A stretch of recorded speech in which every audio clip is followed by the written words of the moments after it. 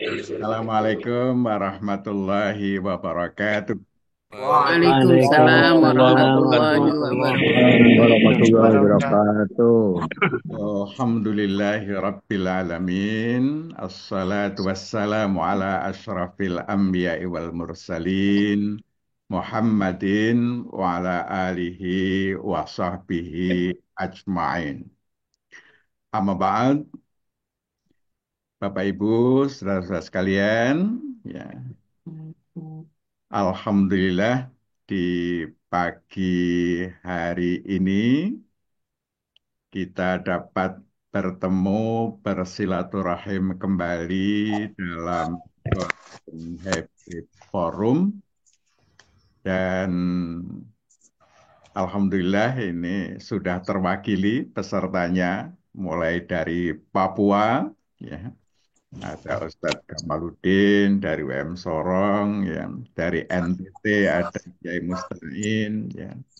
Dari Sulawesi mulai Tenggara sudah ada, ya. Kemudian dari Sulawesi Tengah, Alhamdulillah. Kalimantan cukup lengkap, mulai Kaltara, Kaltim, Kalteng. Nah, ini sudah cukup banyak. Dari Jawa mulai dari Surabaya, kemudian Kediri, eh, kita lihat ada Blitar, ya.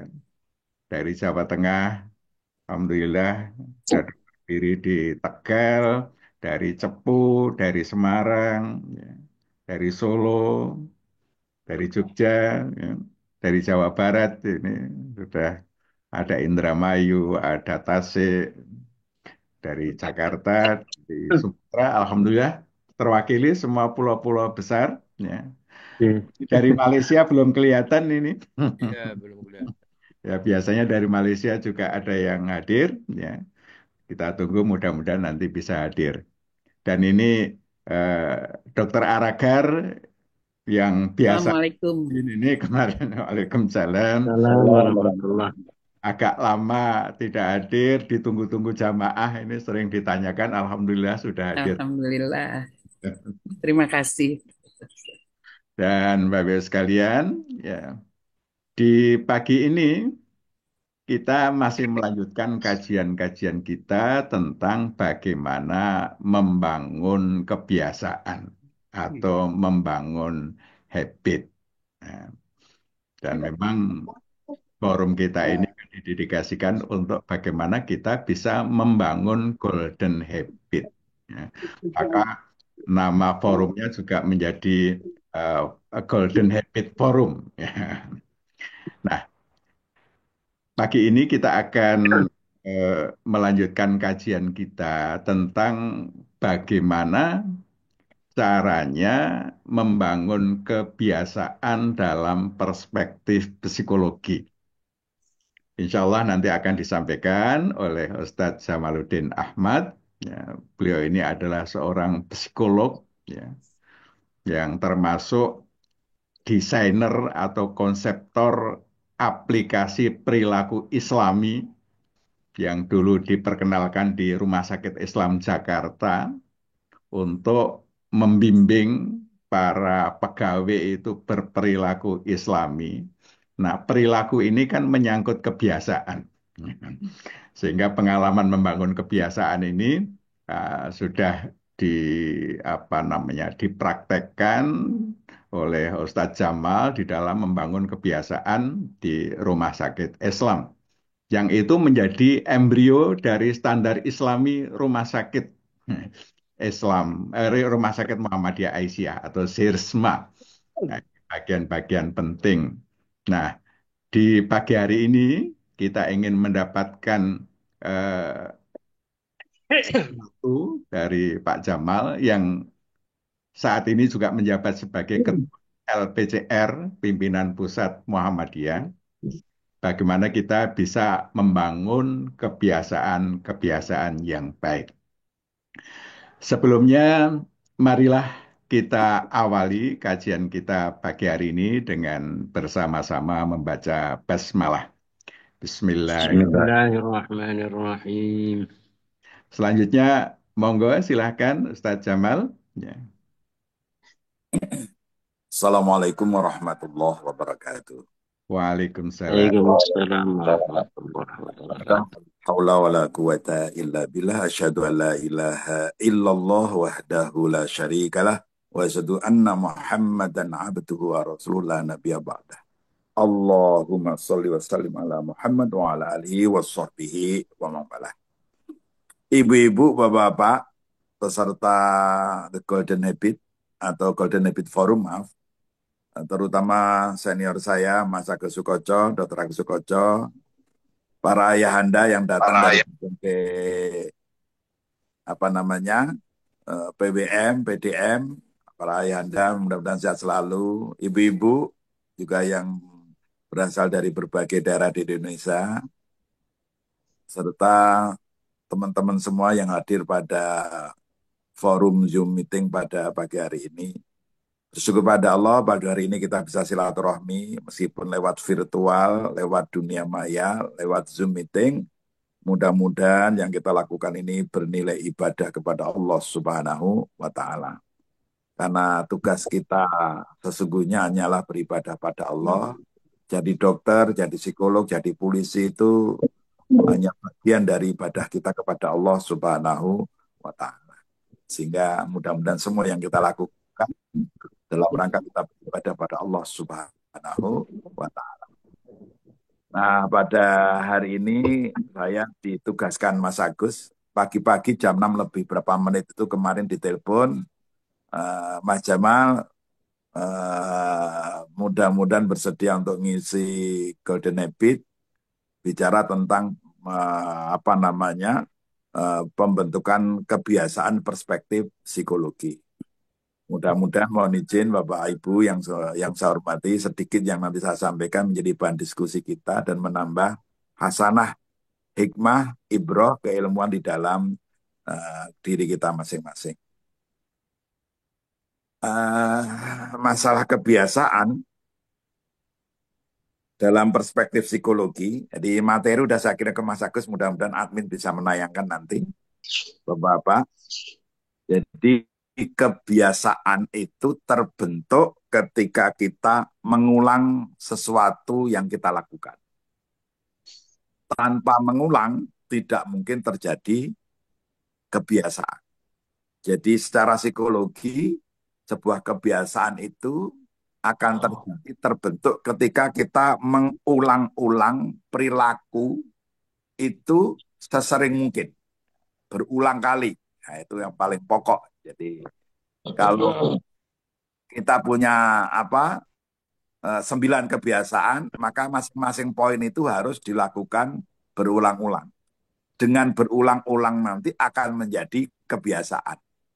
Yang kemudian kebiasaan ini menjadi dengan ringan hati, dengan mudah bisa kita lakukan. Nah, itu definisinya kemudian menjadi mirip akhlak. Definisinya menjadi mirip akhlak. Kebiasaan itu kemudian nama lainnya akhlak. Dalam psikologi namanya personality.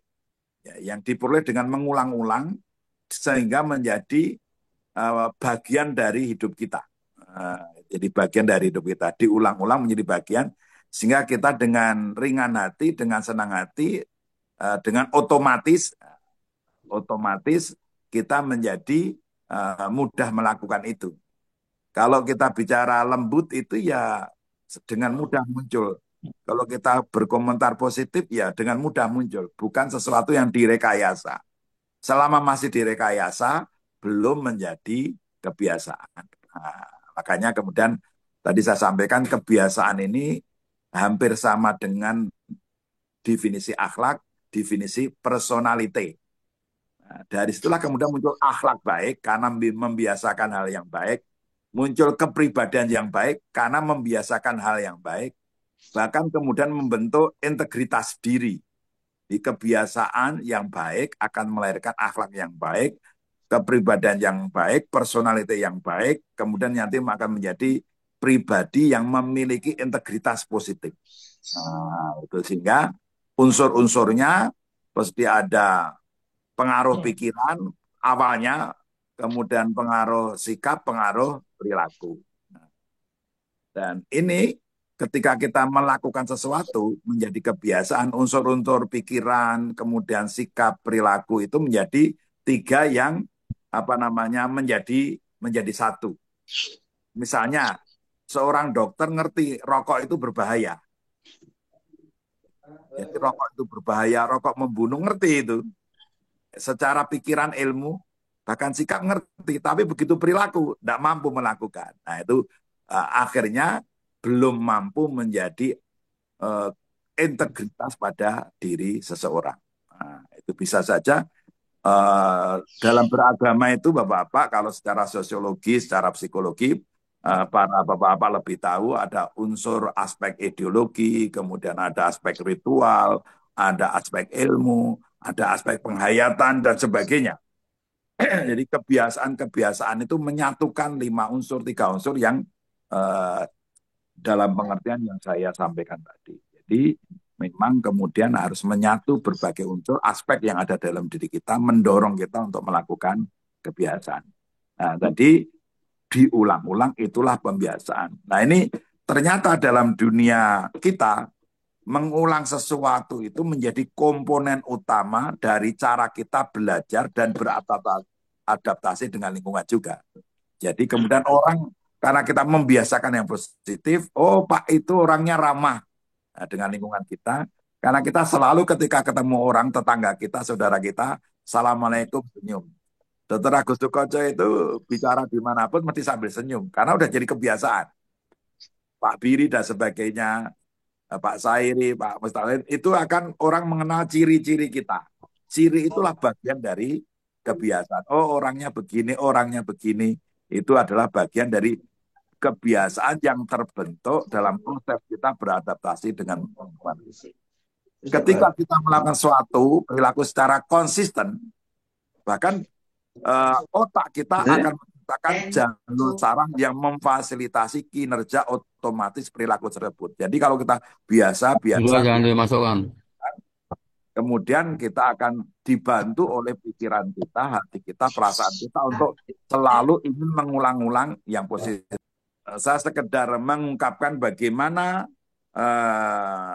The Nine Golden Habits itu menjadi sesuatu yang kita perjuangkan bersama-sama untuk menjadi kebiasaan hidup kita. Dan itu tidak mudah.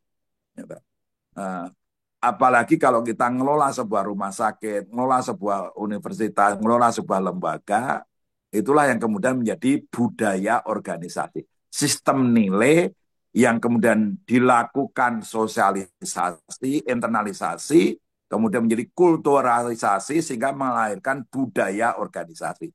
Budaya organisasi tercipta dari upaya mengulang-ulang bersama-sama sesuatu yang kita yakini baik.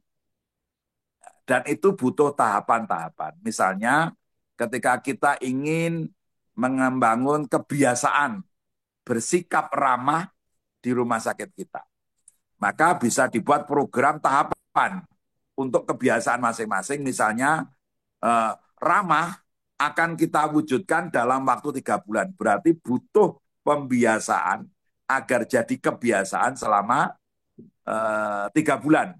Bulan pertama ramah, yang kedua lebih ramah, yang ketiga paling ramah. Jadi membangun kebiasaan sampai 3 bulan. Ramah ada ukurannya, kemudian lebih ramah ada ukurannya, paling ramah, nah itu ada ukurannya, puncaknya. Maaf kalau di Indonesia kan Telkom dulu punya moto paling Indonesia. Semua titik di Indonesia harus ada Telkom, itu paling Indonesia. Nah kebiasaan puncaknya nanti adalah yang paling itu, yang excellent, yang terbaik. Itu perlu dikuatkan sehingga agar kebiasaan itu menjadi kokoh, itu perlu waktu untuk mengulang-ulang dan dievaluasi. Nah, beberapa tips membangun kebiasaan termasuk di rumah sakit, di mana, di universitas, di lembaga kita, termasuk The Nine Golden Habits, itu bisa dimulai dengan apa? Menanamkan niat pada diri kita, pada rumah sakit kita, seluruh pegawai, untuk memiliki niat atau motivasi, menanamkan diri pada diri kita untuk punya motivasi untuk melakukan sesuatu yang dibiasakan ini, yang ingin dilakukan, yang menjadi kebiasaan. Tidak boleh mengatakan tidak tahu. Nah, di rumah sakit seluruh petugas kita tidak boleh mengatakan tidak tahu ketika ditanya, karena itu pelayanan penting. Nah, ditanamkan pada pegawai-pegawai kita, niatkan pada dirimu untuk membantu orang. Kalau membantu orang jangan pernah bilang tidak tahu, tetapi mohon duduk sebentar di sini Bu, akan saya tanyakan pada petugas yang lain. Atau mari saya antar Bu kepada petugas yang menangani ini. Jangan pernah menjawab tidak tahu. Nah, itu niat yang ditanamkan. Kemudian mulai dari yang kecil-kecil, termasuk tadi mengatakan jangan pernah mengatakan tidak tahu, mohon izin, mohon ada yang bisa saya bantu dan sebagainya. Mulai dari yang kecil-kecil yang kelihatannya remeh-remeh, memungut sampah di rumah sakit kita atau di lingkungan kita. Mulai dari yang kecil-kecil. Jangan memulai dari sesuatu yang besar yang membuat kita kehilangan motivasi, yang nanti akibatnya mengalami demotivasi. Karena baru pengen mulai langsung ketemu dengan yang besar, nanti terjadi demotivasi. Apalagi kalau kita belum mampu menanamkan pada pegawai kita, pada diri kita, sesuatu yang kemudian menjadi sangat ideologis. Orang-orang yang sudah kuat ideologinya, itu akan lebih kuat juga dalam melakukan sesuatu. Termasuk di Muhammadiyah itu, kalau kita tidak meyakini paham agama dan ideologi Muhammadiyah, maka semuanya terasa berat. Rapat ya berat, pertemuan berat, kunjungan ranting berat, ke masjid berat, semuanya jadi berat. Kalau kemudian itu tidak menjadi keyakinan, paham agama, ideologi. Maka banyak orang, saya pernah didatangi Bapak dari perwakilan waktu itu Kementerian Hukum dan HAM, ketika akan sedang disusunnya antara undang-undang yayasan, undang-undang ormas, dan sebagainya. Datanglah dari Kementerian Hukum dan HAM ke Rumah Sakit Islam dan mewawancari saya karena kalau ditugaskan oleh rumah sakit untuk menjadi wakil rumah sakit ketika didatangi utusan dari Kementerian Hukum dan HAM itu. Mereka mengira jadi pengurus Muhammadiyah itu digaji. Maka Pak Mustain, Pak Sairin dan sebagainya itu gajinya besar karena ketua-ketua umum kan, gajinya besar. Mereka membayangkan begitu. Terus ketika saya jelaskan bahwa jadi BPH, jadi pengurus Muhammadiyah itu tidak digaji, mereka nggak percaya. Lawang rektor saja gajinya sekian juta, direktur masa yang punya malah nggak digaji. Ketika saya jelaskan apa yang sesungguhnya ada dalam Muhammadiyah, mereka sampai menangis. Oh ternyata Pak Din itu tidak digaji oleh Muhammadiyah. Nah, baru mereka tahu bahwa jadi pengurus Muhammadiyah itu nggak digaji. Itulah orang yang karena keyakinan ideologinya kemudian terbiasa melakukan hal-hal yang menurut orang lain kok gelem-geleme ya, aktif nih Muhammadiyah oleh opo. Nah, begitu. Itu sampai beliau menangis dan baru tahu kalau yang digaji itu adalah pegawai AUM, pejabat AUM, bukan pengurusnya. Itu apa namanya? Memulai dari hal yang kecil yang kemudian menjadi biasa di Muhammadiyah itu. Berinfak, berzakat, bersedekah. Yang kedua, jadikan bagian dari rutinitas. Kemudian hal yang baik yang kita ingin jadikan kebiasaan itu menjadi harus dirutinkan. Tidak bisa sesuatu menjadi kebiasaan kalau tidak menjadi bagian dari rutinitas kita. Maka di The Nine Golden Habit kan ada, dibaca sekian kali, ini dilakukan sekian kali. Itulah bagian-bagian dari membangun rutinitas yang ada, yang nanti akan menjadi bagian dari hidup kita, yang akan melahirkan kebiasaan, akhlak, kepribadian, personality, bahkan integritas. Kemudian yang keempat adalah lakukan dengan gembira. Nah, ini menjadi sesuatu yang penting. Ternyata kebiasaan itu memang bisa dipaksakan. Kebiasaan itu bisa dipaksakan. Harus begini, harus begini. Saya pernah punya pengalaman pendidikan militer untuk membentuk seorang perwira jadi seperti ini. Ya dipaksa untuk menjadi itu. Nanti akhirnya terbentuk juga. Dipaksa itu juga bisa melahirkan kebiasaan. Karena lama-lama yang terpaksa itu menjadi nggak terpaksa lagi. Tetapi yang paling bagus adalah melakukannya dengan gembira. Maka Kiai kita, Ahmad Dahlan, Kiai Ahmad Dahlan dulu ketika merumuskan maksud dan tujuan Muhammadiyah pada tahun 1914 yang sudah dalam bahasa Melayu, bahasa Indonesia, beliau tuh intinya, esensinya, prinsipnya adalah tujuan, maksud dan tujuan Muhammadiyah adalah memajukan dan menggembirakan dan seterusnya. Memajukan dan menggembirakan pengajaran dan pelajaran agama Islam di Hindia Nederland. Memajukan dan menggembirakan. Tujuan yang kedua, memajukan dan menggembirakan tata cara kehidupan sesuai dengan ajaran Islam bagi lead-leadnya. Bapak Ibu, para ayahanda, saya sangat tertarik dengan kata menggembirakan. Yang dipilih oleh kiai kita itu bukan membahagiakan, tetapi menggembirakan. Bahasanya itu. Menggembirakan itu ekspresi dari bahagia. Gitu. Jadi menggembirakan, orang gembira itu hampir pasti bahagia dan terekspresikan sehingga aura rasa bahagia itu dirasakan oleh orang lain. Maka amal-amal usaha kegiatan Muhammadiyah itu harus dirasakan oleh orang lain, tidak hanya oleh Muhammadiyah itu sendiri. Itu kata menggembirakan, memajukan dan menggembirakan. Ternyata menggembirakan ini yang coba ditumbuhkan oleh Kiai Haji Ahmad Dahlan bagi para anggota Muhammadiyah awal, sehingga mereka menjadi orang-orang yang siap menjadi anak panah sampai ke Sangir Talaut, sampai ke Minahasa Selatan, sampai ke Papua, sampai ke Aceh pada tahun-tahun 20-an. Mereka dengan gembira berangkat karena apa? Meyakini yang dilakukan itu hal yang baik yang sudah menjadi sistem nilai yang dibiasakan. Kemudian yang kedua adalah pantau kemajuan. Nah, kalau kita ada kemajuan yang positif dari apa yang kita lakukan itu menjadi dicatat, kemudian syukuri, rayakan, ya, syukuri, rayakan setiap kemajuan atau keberhasilan. Jadi kebiasaan itu akan lebih mudah terbentuk ketika setiap ada perkembangan meskipun sedikit itu disyukuri. Disyukuri.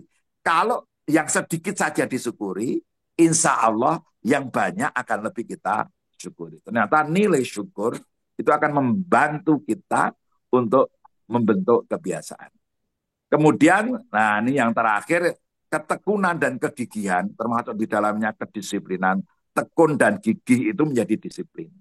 Nah, ketekunan dan kegigihan itu menjadi hal yang penting ketika kita ingin menjadikan sesuatu menjadi kebiasaan dalam hidup kita. Orang cerdas bisa kalah dengan orang yang tekun. Saya pernah punya teman namanya Fuad Nasori, dekan Fakultas Psikologi dan Humaniora UI itu IP-nya biasa-biasa saja. Nah, IP-nya biasa-biasa saja, nggak nyampe 3, tapi dia menjadi setiap tahun menjadi mahasiswa terbaik, dapat penghargaan paling berprestasi di bidang jurnalistik di UGM. Dan akhirnya UI, meskipun dia melihat IP-nya biasa-biasa saja, tetapi karena karyanya luar biasa, ketekunannya luar biasa, diangkat menjadi dosen dan kemudian memimpin Fakultas Psikologi Humaniora yang kemudian menjadi sangat maju dan sekarang sudah kalau tidak keliru sudah profesor, kalau nggak associate profesor itu Pak Fuad Nasori itu. Ketekunan. Teman saya tidur, teman saya merintis jurnal psikologi, teman saya merintis asosiasi psikologi Islam, orangnya sangat tekun. Dan itu mengalahkan orang-orang yang pintar. Ketekunan, kegigihan itu akan bisa mengalahkan orang-orang yang sekedar pintar atau cerdas. Lanjut, Mas. Nah, terus selanjutnya, Bapak Ibu yang saya hormati, nah ini sekedar ada buku Atomic Habit itu bisa dibaca. Lah untuk menguatkan yang tadi saya sampaikan, maka kita butuh kebiasaan yang kita ingin wujudkan itu diperjelas betul. Saya ingin apa. Kemudian buat itu menjadi menarik yang dalam bahasa saya gembira. Buat sesuatu menjadi mudah dalam bahasa saya memulai dari yang kecil. Buat menjadi kebiasaan yang memuaskan. Syukuri setiap kemajuan yang kita peroleh. Itu bisa Bapak-Bapak dalami dalam 4 langkah membangun kebiasaan baik di buku Atomic Habit ini. Lanjut. Nah, intinya kalau kita yakin sesuatu itu buruk, hentikan. Kalau kita yakin sesuatu itu yang baik, maka terus bangun, terus perjuangkan, terus kerjakan. Bapak-bapak, karena saya ketua LPCRPM, dulu namanya LPCR, Lembaga Pengembangan Cabang Ranting. Muktamar Solo mengamanahkan lembaga ini dalam nomenklatur organisasinya ditambah pembinaan masjid menjadi LPCRPM, Lembaga Pengembangan Cabang Ranting dan Pembinaan Masjid. Tetapi dengan keluarnya pedoman tata kelola masjid dan musola, LPCRPM bukan ngurusi semua masjid. Masjid secara umum dikelola menjadi tanggung jawab Majelis Tabligh. LPCR fokus pada membentuk, mendirikan, atau mentransformasi masjid menjadi masjid-masjid percontohan. Setiap wilayah satu, setiap PDM satu, setiap cabang satu, setiap ranting satu. Maka ini sudah ada 34 PWM yang mengajukan nama masjid untuk didesain, diinstal menjadi masjid percontohan. Bagi Bapak-bapak Ketua PWM yang hadir di sini, rawuh di sini, terima kasih yang sudah mengirimkan nama masjid di wilayahnya untuk diinstal menjadi masjid percontohan tingkat wilayah. Nah, ini semua Bapak-bapak perlu membangun kebiasaan baru, cara berpikir baru, kebiasaan baru, cara-cara baru ngelola masjid Muhammadiyah. Maka kita buat masjid percontohan, sudah kita terbitkan bukunya. Kemudian kita punya kegiatan pelatihan namanya Akademi Marbot Masjid Muhammadiyah untuk merubah cara berpikir, cara bersikap, berperilaku, cara-cara baru mengelola masjid. Maka kita sudah yang ketiga kali Akademi Marbot pertama, Akademi Marbot kedua, ketiga, nanti sebelum puasa yang keempat dikirim dari seluruh teman-teman se-Indonesia, 7 hari di Sragen, setelah pulang melanjutkan kuliah akademi selama 1 tahun sambil praktek di masjidnya. Lah, sambil praktek itulah membangun kebiasaan-kebiasaan baru yang sudah lama dan itu jelek tinggalkan. Ada tulisan dilarang tidur di masjid. Tidak boleh di masjid percontohan ada tulisan dilarang tidur di masjid. Masjid hanya buka ketika sholat. Tidak ada lagi budaya seperti itu. Dibangun budaya baru. Masjid buka 24 jam. Masjid menyiapkan ini agar anak-anak muda senang, bahagia, rindu masjid, cinta masjid.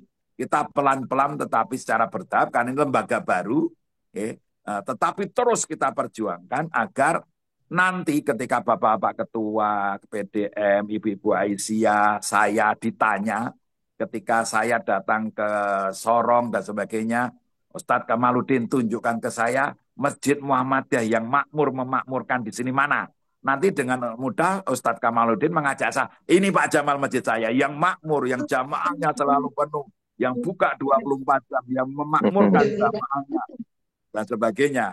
Itu akan mudah. Yang di Aceh juga demikian, yang di NTT demikian.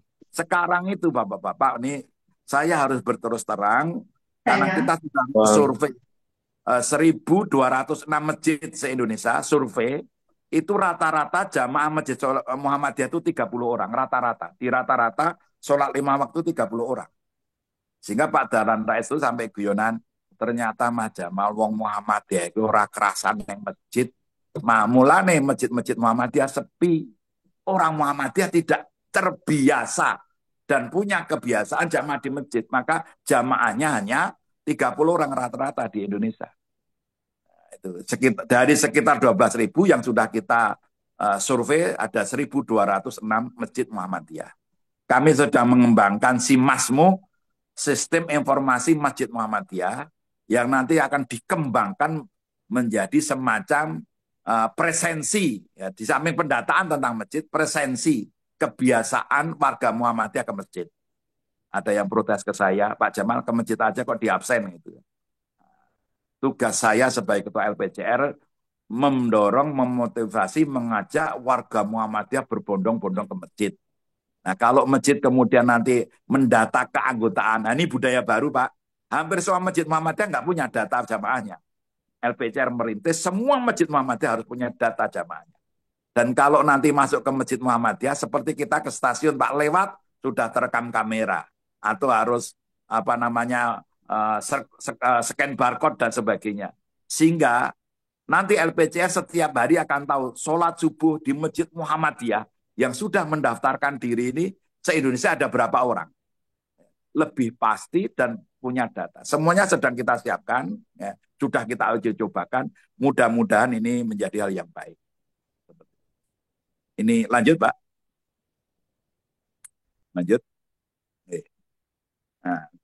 Nah ini Bapak untuk menguatkan tadi perspektif psikologi, ini Imam Al-Ghazali itu di dalam dunia psikologi Islam salah satu tokoh yang dianggap psikolog juga. Meskipun waktu itu belum ada fakultas psikologi. Tapi pikiran-pikirannya, tulisan-tulisannya itu banyak sekali yang membahas aspek psikologi. Ibnu Maskawai yang sebelum Al-Ghazali muncul itu termasuk yang dijuluki salah satunya adalah salah satu penulis psikologi pertama dalam dunia Islam yang tulisan-tulisannya itu sangat sangat bagus. Nah ini saya mengutip secara bahasa saya dari tulisannya Imam Al-Ghazali dalam kitab Ihya Ulumuddin.